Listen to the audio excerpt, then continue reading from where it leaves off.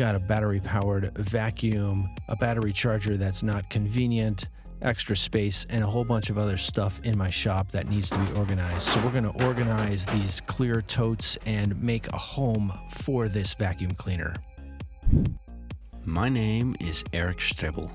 I'm an industrial designer. Welcome to my channel about product design and making. I hope that you like, enjoy, and become a subscriber. Did you know that this episode's sponsor, PCBWay, offers printed circuit boards with 24-hour express service and DHL shipping, 24-hour production and tech support, low minimums, and very competitive prices? Click the link in the description to get your next project started. Big or small, PCBWay can help.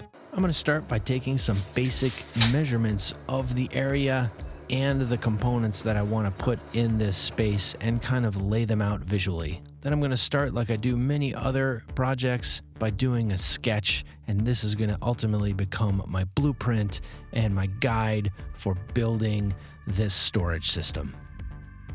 This unit is going to be wall mounted so that it is up off the floor in case there's ever a flood, and that will hopefully protect my stuff. I'm going to make it out of 3/4 inch MDF, and we are going to use a French cleat to hang it on the wall with. MDF is cheap and readily available. I will purchase a sheet at the local big box retailer, have them make some basic cuts, and then load that into my vehicle and back to the shop and finish making the final cuts on the table saw. I had the big box retailer rip the 3/4 inch sheet of MDF to 38 3/4. This is kind of the magic number, and you can see that on the plans. And so now I'm just cutting the pieces to the right size. Those were the pieces for the back. This is the top part, and this is the cleat, or one of the cleats. I think this is the part that's on the back of the cabinet at the top, and later on you'll see me cut the actual cleat that goes on the wall to hang the cabinet. This always freaks me out, cutting at a 45 degree against the wood, against the fence, and it's just weird that the blade is not straight up and down and kind of angled towards you. It just freaks me out. Now I'll do some cross cuts. These are actually the inside side pieces that will support the plastic containers. These pieces are 30 inches tall, and so you can see I'm cutting off this excess material that was 38 3/4 inches to get it to be the right size, and I make 3 of those cuts. This is the other cleat right here, and I didn't quite cut it deep enough, so we'll make one more pass. And this is all the little support pieces that will hold the containers and allow them to slide in and out of the unit. And they're to the right size, of course, already. I'm just cutting them down to be the supports. All right, we got all the parts cut to make the unit. The next thing we're going to do is we're going to put in the little support brackets right here for all the containers. And I use these 18-quart Sterilite containers. You can buy them at the Home Depot. They have a clear lid and they're clear all the way through, and I use them for my gear so I can see what's inside of my containers. They're about $7 a piece, and we're going to put 8 of them right here. I mean, why make a shelving unit for 4 if you can double the capacity for nearly the same amount of money? Might as well. Good extra storage is always good. These are the 3 sidewall pieces that support the storage containers, and so I am laying out one master, and then I will trace off those distances onto the other pieces, right? So we're gonna have a piece on the right, a piece on the left, and we're gonna have a center one that has supports on both sides of it. And I use a framing square to measure across off of the lines that I transfer from the master. and I do that for all the pieces. It just has to be relatively close, and that way I can only measure once and just transfer everything and make things go faster. I'm going to glue and air nail everything together to make things go a little bit faster. And the glue will just help with the parts over time. I've also pre-rounded over the top edges on these things so that the containers can slide in and out just a little bit easier. There's the finished supports that are going to support the containers. My shop is not set up for woodworking, right? My desk where I do all of my work and assembly and detailing is much higher, and so it doesn't lend itself well to putting things together like this. So I have to do it on the floor, and it's a little bit awkward, and I don't really have a lot of space for building stuff like this.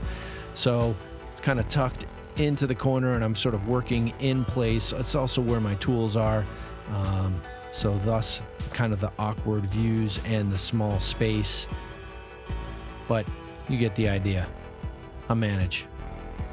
Everything is air nailed and glued together. First we did the side pieces and the top and the bottom. Now we're working on the French cleat that's going to hang on the wall, and this thing is going to be supported by this cleat that I'm putting on, and I'm going to use some Tapcon screws to mount it to the wall. Link in the description. Always good for shop cleanliness. I love vacuuming up before or during a job just to keep the area clean. It's just really good work habit, and I can't recommend it enough. It's not always the most natural thing to do, but it certainly helps keep you on track and organized. This is just about a full sheet of 3/4 inch MDF. It's a little bit much for me, and it's a little awkward, so I'm going to need a little bit help. Since I am smarter than the average bear, I use one of these apple boxes to get enough height, and then I can just drop it right onto the French cleat and make my life a little bit easier. It's going to fall right into place. We'll just pull this apple box out, and we are going to be good to go. It's going to be locked in place. 3, 2, 1.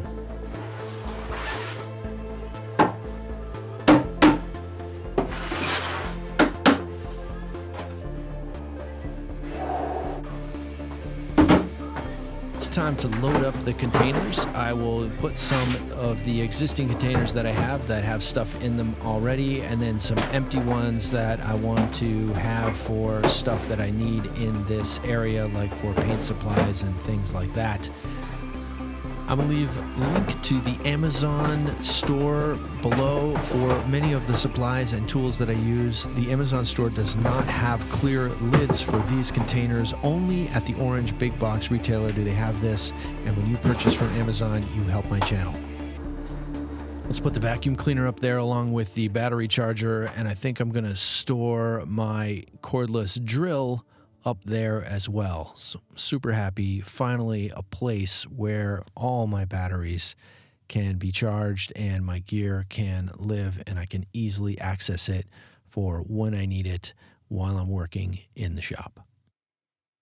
So we got this thing built, and it turned out really nice. Super easy to access all of these drawers. Part of this process is labeling these containers so that you know what's inside of them. I don't use them every day, but labeling them allows me to quickly see what I have in there. And also, if I have somebody helping me in the shop, or I need to direct somebody to get some supplies, I can say, oh, check the containers, and they'll be easily labeled and marked for people to sort of see what's inside of them. Not just me, not just for me. I have one of these label makers. This is a Brother label maker right here, and they're pretty simple. They're battery powered. You can plug them in as well. They make these little labels like this. So for example, this one's going to go right on here. This is the paint gun, and then I'll mark other things that I have in here as well. And like this one, this container right here are my sanding supplies, and I have lots of sanding blocks in there, so let's just print that one out. Sanding blocks. So this will go right here and will tell me what's inside of here. I'll probably make some other ones as well, but this is how they work. It's pretty nice, pretty easy.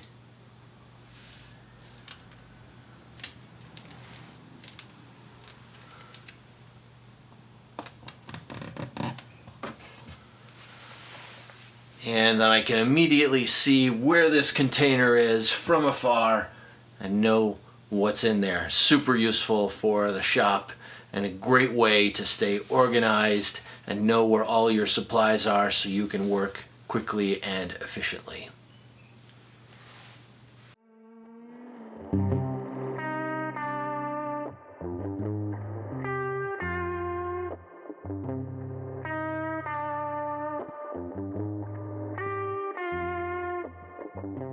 Make sure you give the video a thumbs up and don't forget to subscribe if you haven't already done so. Hey, and don't forget to follow me on social media. I'm on Facebook sometimes, Twitter usually, and now Instagram. Rock on. Click here to check out some of the other design and making videos that I have that you might enjoy.